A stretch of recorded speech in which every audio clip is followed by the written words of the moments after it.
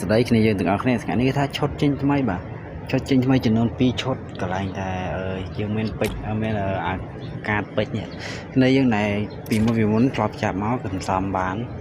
បើជាអែមហើយមែនតើឥឡូវខ្ញុំសំបាន171បាទ171ដបងនេះបើសិនចាហើយខ្ញុំចូលមកនេះគឺថាចូលមើលហើយនឹងចូលសាកចាប់ទេគ្នាយើងពេជ្រខ្ញុំគឺថាមានតែ194ពេជ្រទេ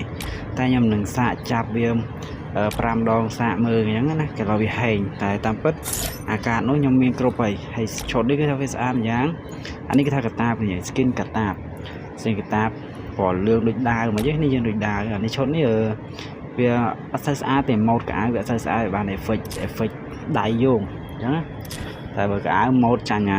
120គ្នាយើងនេះអានេះគឺអែមខ្លាំងមែនទែនបើសិនវាស្តៀងខោស្លាបនេះយើងឈុតស្លាបក៏វាដាក់ខុសគ្នាតែឥឡូវនេះគេថាយើងនឹងរៀបមកចាប់ទាំងអស់គ្នាបាទនិយាយចេញពឹបចឹងមកយ៉ាក្លែមពេជ្រនេះសិនគ្នាយើងផ្លេចក្លែមពេជ្រឥឡូវបាន279ពេជ្រឥឡូវក្លែមចាប់ម្ដងក្លែមវាសាកសិនក្លែមវាឲ្យយើងចាប់វា5ដងសាកមើល112ពេជ្រថាបានឬមិនបានចាប់មើលហើយទៅ10យ៉ាចូល10យ៉ាមួយឡើងអស់យ៉ាចំណេញបាននេះយើងបាន14នេះយើងបាន14ឥឡូវយើងកុំឲ្យខាត់ពេលវេលាយូរយើងចូលទិញយកតែម្ដងទៅពេលយើងចាប់ទៅយើងគ្រប់ទៅណា180ទៅណាឥឡូវចាប់មកទិញយកមកចាក់មក120ដបងឈុតនេះគឺស្ទៀវនេះយើងវាស្ទៀវឈុតនេះស្ទៀវបានខោបានមួកអីស្ទៀវហ្មងខោវាពាក់កៅអីក៏អែមដែរពាក់ជាមួយកៅអីក៏អែមដែរនេះបានហើយ120នេះយើង120ដបងឈុតនេះអែមខ្លាំងមែនតើយើងចុច like ហើយនិង subscribe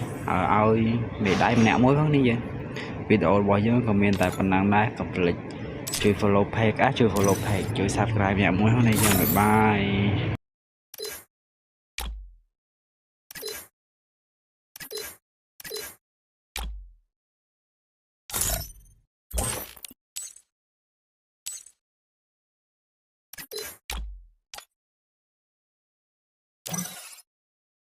Oh man,